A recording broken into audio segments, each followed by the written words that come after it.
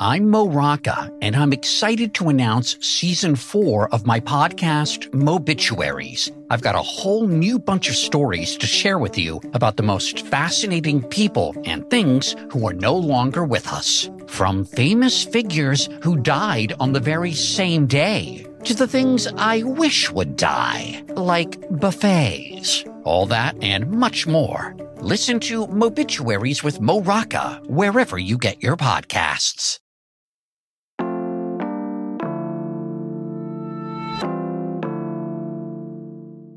Today on CityCast Pittsburgh.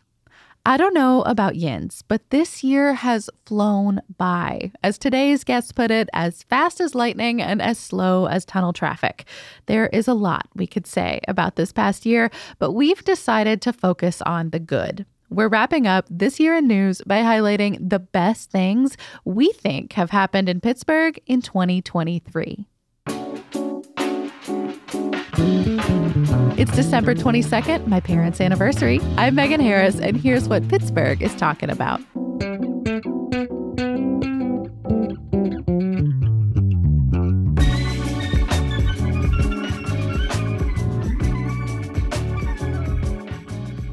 I'm with Pittsburgh extraordinaire. Literally, City Paper just named her a Pittsburgh Person of the Year. Virginia Montanez, hi. Hello. Congratulations. Thank you. And CityCast Hey Pittsburgh newsletter editor, Francesca DeBecco, who I hope I'm not blowing up your spot here, just got a teeny little promotion within our company, too. Oh, thanks, Megan. I am really excited to be here to talk about the year in review of news with you guys. Two of my favorite Pittsburgh writers in one spot. I'm so stoked. That is too kind. Truly, truly too kind. And if yins don't know, Virginia writes a newsletter called Breathing Space on Substack. And Virginia, in your most recent edition, you shared some of the best things that happened in Pittsburgh in 2023. We loved it so much, like the commitment to good news. And we're also very extra. So as we reflected on the year, we added some of our own. Yeah, of course. But before we get into the reflection, we have a last minute gift idea for anyone out there who hasn't gotten a present for their loved ones yet. What are you doing? Yeah, I mean, not everyone can be as amazing as Francesca and have presents at the ready. You've been giving us gift guide suggestions every day, most of this month. Well, this job helps. You know, I know about all the markets, so I'm always shopping local. But if you do still want to give a meaningful gift that supports local journalism, consider a membership to CityCast Pittsburgh. Yes. Every day, CityCast Pittsburgh is in your podcast feeds, and the Hey Pittsburgh newsletter, which I write, is in your inbox. We put so much work and love into these products because we love the city and we need your support. There are lots and lots of reasons to support local journalism. The main one is how critical it is for our community, and also good news like today. And along with that warm and fuzzy feeling of being a good person, you can also get some fun perks. Yeah, I think my favorite perk is the ad-free listening. And you can get a shout out in that newsletter, so everybody's going to see your name. Yeah. And so to become a member, or maybe even get that last minute gift, go to membership.citycast.fm. Thank you. Now let's get to the news. There have been so many fun anniversaries this year. Virginia, you shared a ton in your newsletter. We added to the list. Let's kick things off with Kennywood and the Pittsburgh Zoo. They both celebrated 125 years. It almost didn't seem possible. And so I was like, I got to go on the archives and find this. It was so simple to find these newspaper articles talking about how excited the city was for these two things and how much they had awaited them. And then to see them still existing, it was wild. 1898. We actually talked about kind of the grand history of some of this with friend of the pod, Mark Hauser, on April 18th and 19th in the podcast. It's so funny, the list to me of the original animals that were in the zoo, or the park as it was known at the time. Oh, yeah. Wait, what were those again? So, like, I even didn't include all of them, but there was also, like, camels and rats and, but the big ones were obviously the big cats. There were a lot of bears, more bears than we certainly have now. I think they had 3 polar bears. But what's interesting is most of the animals came over on a ship from Europe. That's right. I only know about this because of you, and they all got sick on the way over here, like an animal disease. No. But clearly some, maybe most of them made it. It was fine. It opened beautifully. Frick, and like hundreds of people, hundreds of dignitaries were there, and thousands of people. But yeah, it was an interesting group of animals. Yeah, Henry Clay Frick, of course, historically brings the party. Kennywood began as Kenny's Grove. It was part of the Monongahela Traction Company and got leased and then got turned into a resort. Yeah, and you won't find much about Kenny's Grove in the archives. It just gets mentioned like one of these things that's not official, but everyone knows what it is. And I'm trying to think of something in Pittsburgh now that like everyone knows when you call it that, but it's not like in the books as that. Right. Mm-hmm. Like the G was lowercase. So it was just like this Kenny family grove. But this company leased it thinking about transportation out of the city. It kind of makes sense. Like get everyone out of the city. The air's cleaner. And here's this, what they call it, like a pleasure resort. Love that. Mm-hmm. I really thought it was interesting how the trolley lines were like a main factor in the growth of Kennywood and the zoo. And, you know, it really, it mattered for people to get out there in the clean air, like you said. Imagine if you have good transit, people can get places. Look at that. Right. Moving on, the radio station Whammo celebrated 75 years. I just love this. It was the first commercial station in Pittsburgh to regularly play rap and hip hop, thanks in part to DJ Clifford Slyjock Charlton. What a name. I love Whammo. So the thing to keep in mind is remember that my 12 years of nonprofit experience were all with Black nonprofits. Mm-hmm. So, you know, it started with the Minority Enterprise Corporation and then went to the Need Scholarship Program. But, you know, I got such an education in Whammo's history. Yes. And these people like Debbie Norell, who's with the Pittsburgh Courier, I learned so much from them about how important that station is to Pittsburgh, and to see it still surviving because, you know, there were some years there where it just wasn't getting the support it needed. It's just really important, I think, that it continues to do so. Yeah, it changed names and ownership a lot, even went dark very briefly. But now it's Odyssey, back to being Whammo. And Slyjock's daughter is actually at the station. She's an afternoon DJ and the assistant brand manager, Kiki Brown. So isn't that amazing? Well, also talking about another big anniversary, Pittsburgh celebrated 50 years of Pride this year. Can you believe that? The first year included around 60 marchers, and some highlights from 1973 were a tall, muscular, exotic dancer who carried his 7-foot boa constrictor on his shoulders. Quoting Virginia, back to Virginia. Yeah. I'm just shocked that wasn't the picture that ran. Like, I need that picture. Why isn't that the right? I want this picture of this person with the boa constrictor. I know. We should check with Burgh, the queer outlet here in town, because they have been doing some amazing archival work with the Pittsburgh Gay News and other outlets of yesteryear, trying to find some of these photos. They did a really cool photo shoot this year for the 50 years of Pride with some of the original marchers and some of the folks that are leading the charge today. It was really neat. Yeah, and there were a ton of local politicians there this year. Josh Shapiro, Summer Lee, John Fetterman. So they were all out there celebrating Pride. And it's interesting when you look back at these archives around all of these. You know, you have this article saying Pittsburgh's doing this march for gay pride. And then you see all the other things that were happening just in society at that time, pushing back against this quote unquote gay lifestyle. And it's just so easy to see why they felt it was necessary to organize. I mean, yes, in reaction to the Stonewall riots, but also just this, like, we are here. Let's put this display out there. And then you get to, now it's 2023, and we can still very clearly see why we must continue this support in this way. Very happy to see that half-century mark, and keep going. Yeah. And the visibility is still really important, too. Pittsburgh got its first openly gay police chief in 2023, Larry Scarato. We talked to him on August 15th about his own coming out story and, kind of why that was important and how it all came about within the Pittsburgh Bureau of Police. It's a good one. Yeah, that was a great episode. Go back and listen to that one.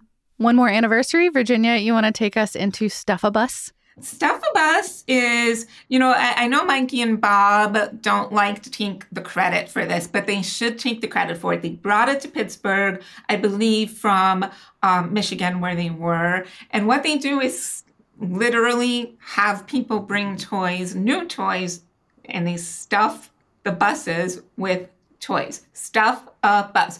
And it all goes to the Marine Toys for Tots program.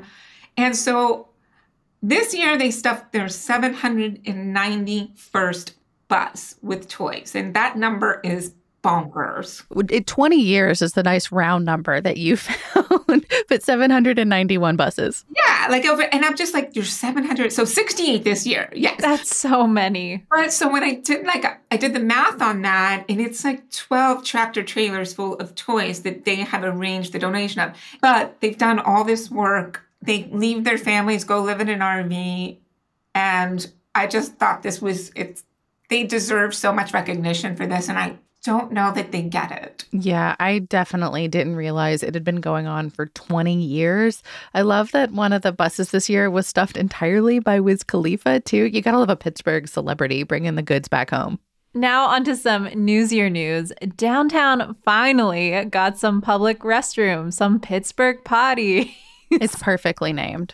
I love it so much. They were installed in September. There's two. There's one at the corner of Stanwyck Street and Liberty Avenue and Smithfield Street and Strawberry Way.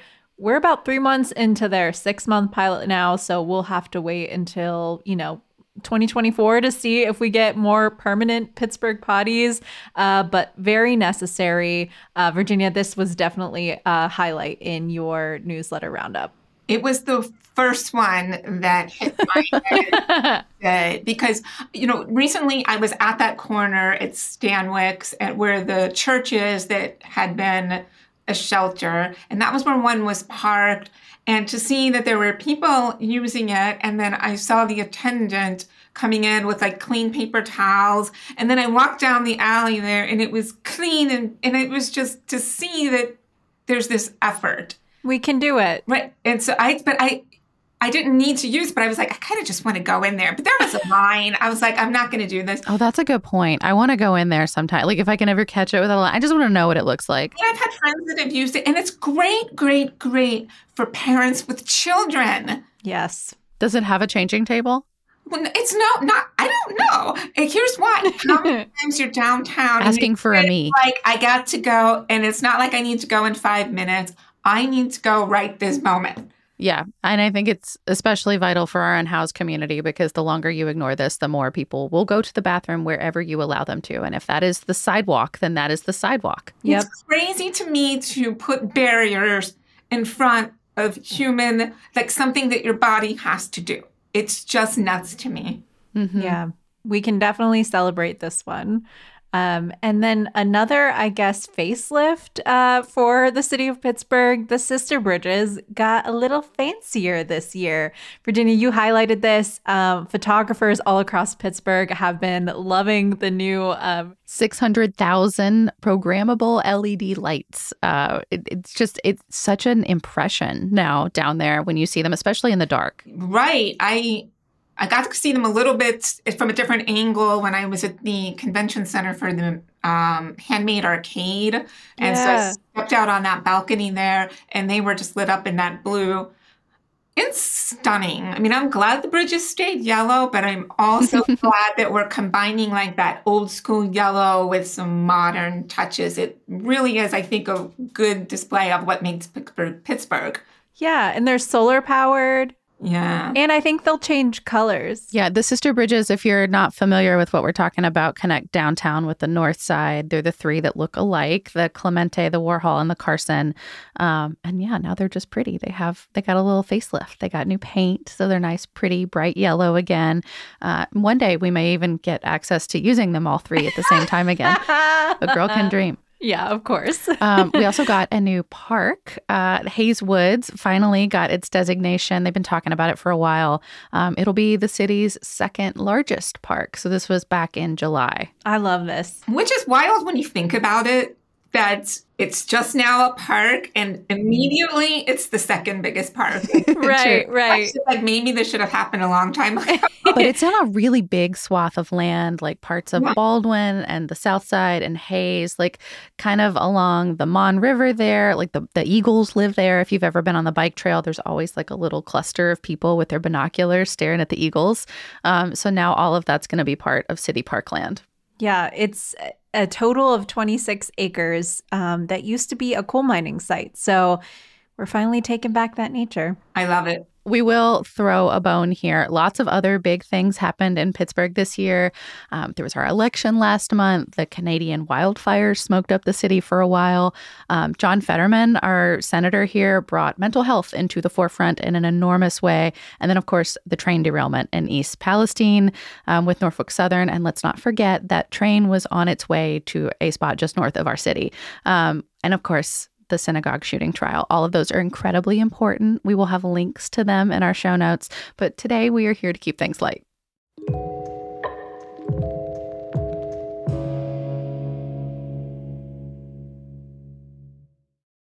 Okay, moving on. Celebrity sightings, mishaps, merrymaking. Virginia, a ton of your suggestions in your Breathing Space newsletter focused on seeing famous faces in the Burgh. You want to kick us off with maybe the biggest one in Pittsburgh? I'll let you pick which one that is. For me, it's Keanu Reeves getting coffee.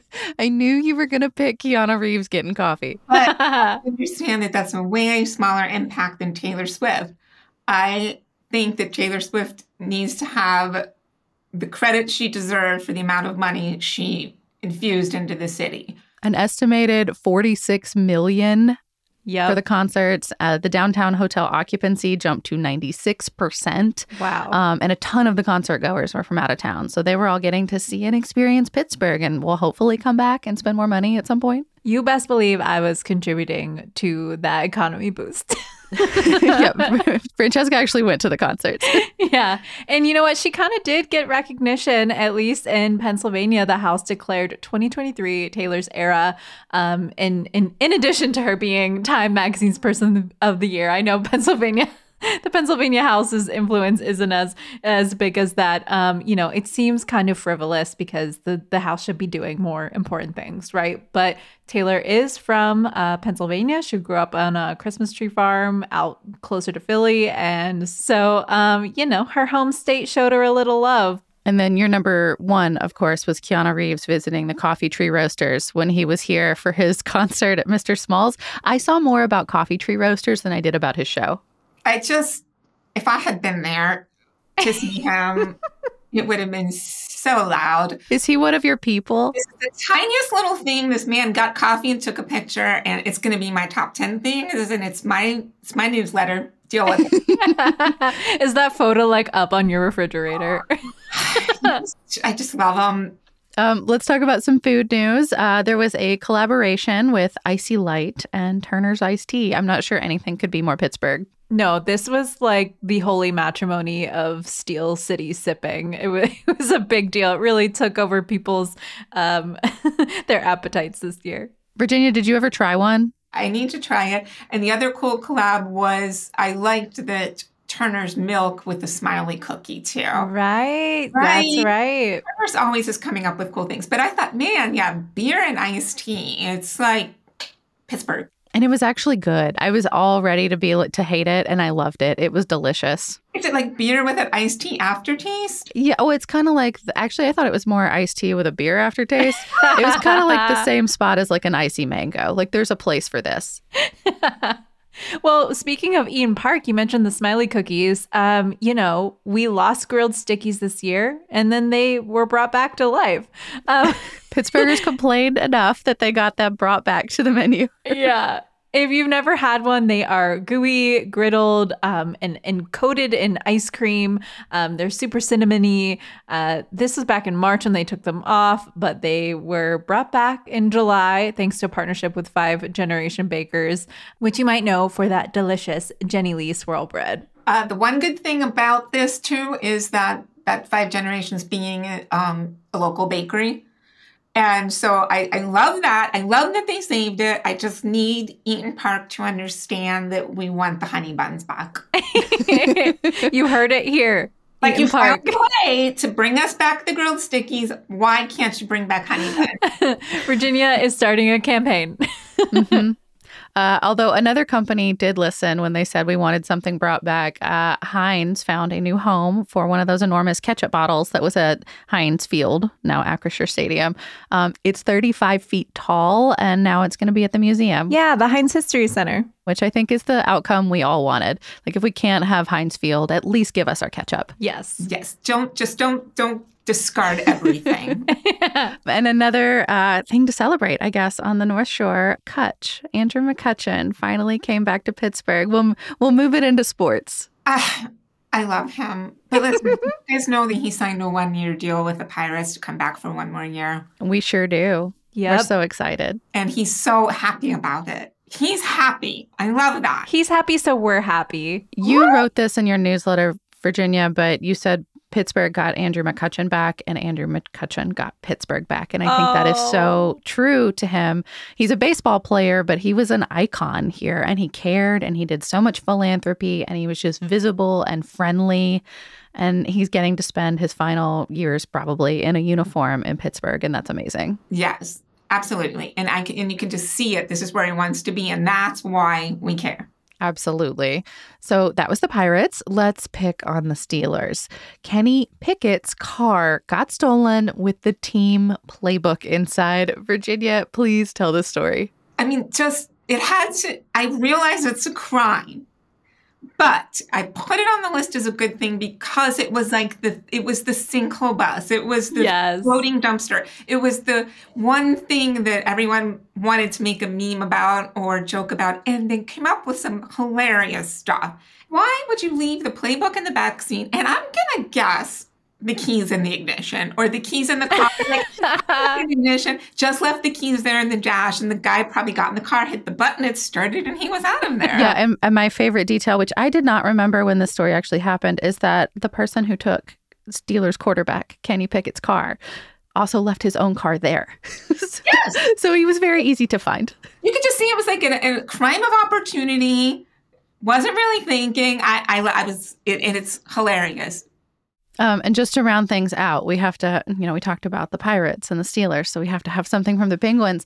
A goalie got a goal, which doesn't happen all that often.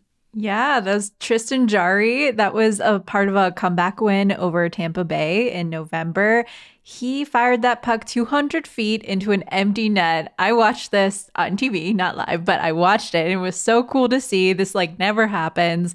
I think he was the first Penguin ever to do it, but it wasn't his first time, technically. He got an empty netter in 2018 when he was in the AHL in Wilkes-Barre. It's kind of crazy to think it has never happened because it's an empty net. It's just, I guess it's just, can you find a hole that long to get there without someone intercepting it? And also the Penguins, just as a team, have been around for a very long time. Right. And I love the fact that when this happened, first of all, it was in Tampa, so not in Pittsburgh, but there were so many Penguins fans there because it's Florida. And so it was cool to see all that black and yellow, but then all those sad blue. I like that. And just a couple items that maybe you missed or maybe you just haven't thought about too much.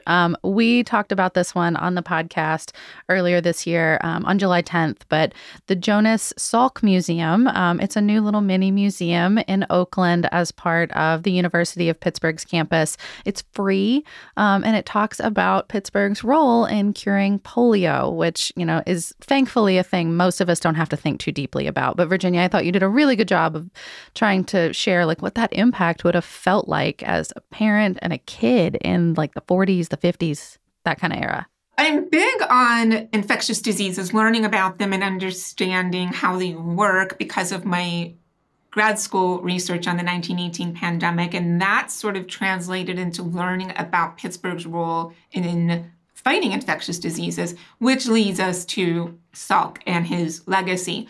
And it's so important, I think, now, especially in this post-pandemic world that we're living in, to honor those that created the vaccines that have changed our present so that we're not dealing with what people did in the past. So honoring him in this way is important on a lot of levels, I think. Yeah, you can see a lot of stuff like centrifuges and an iron lung. You can sit at his desk. It was really, really cool. I got to be there the day they actually opened the facility, and his son was there, who's still affiliated with Pitt professionally. But he also was one of the first people to get the vaccine. Like Dr. Salk gave it to his children before it went into wide distribution. I can't fathom being Mrs. Salk in that equation and just being like, I hope you're right. Right. Inject the children. Yeah, his impact was so grand. You can thank him for your flu vaccine too. So really important. You can hear more about that history back in our podcast episode from July 10th. And one more before we go. There is a new USS Pittsburgh. I didn't realize that we'd had as many as we have. Yeah, this was really cool, Virginia. I didn't realize this either. I love this one as well. The USS Pittsburgh has a lot of history. Going back to my Pittsburgh Remains to be Seen map, you can see in the city some of the remains of former USS Pittsburghs still in the city, but this is the newest one. The last one was decommissioned in 2019. So this is sort of a, unloading and loading of personnel, but also helipad for that sort of use. It looks beautiful just from what they're showing it will look like. And it's done in honor of the city, which it says on its nameplate. It's done in honor of the steel past and the blue collar past. So I love that it's done in honor of Pittsburgh. And I guess, in honor of Pittsburgh, on behalf of Pittsburgh, I just want to thank you both for all that you've done to tell Pittsburgh stories this year, to poke fun when we can, but to bring light, in the dark spaces. I wish you both an incredibly happy and wonderful new year. I hope that you have good plans and lots of rest in your near future. Thank you. You too. Thanks, Megan. This is a blast. That's all for today here on CityCast Pittsburgh. And I just want to end this week with a quick moment of gratitude for my team, Francesca, but also our fearless leader, interim executive producer Mary Lee Williams, our OG EP, Mallory Falk, who is still away welcoming her new arrival, roving producer Elizabeth Kama, who goes above and beyond behind the scenes for CityCast cities nationwide, and of course, producer Sophia Lowe, who keeps everything you hear here on CityCast Pittsburgh sounding its very best. I could not do this without them, and we wouldn't be here without listeners like you. We really, really appreciate all of the thoughtful feedback, the shout outs, and meeting you out in the wild. And, if you feel like it, you could sign up to be a member on CityCast Pittsburgh. It's membership.citycast.fm. We have a special week of shows planned for you next week. Our music is by Benji. I'm your host, Megan Harris. We'll be back on Tuesday with more stuff to do around the city. Happy holidays and have a great weekend, everyone.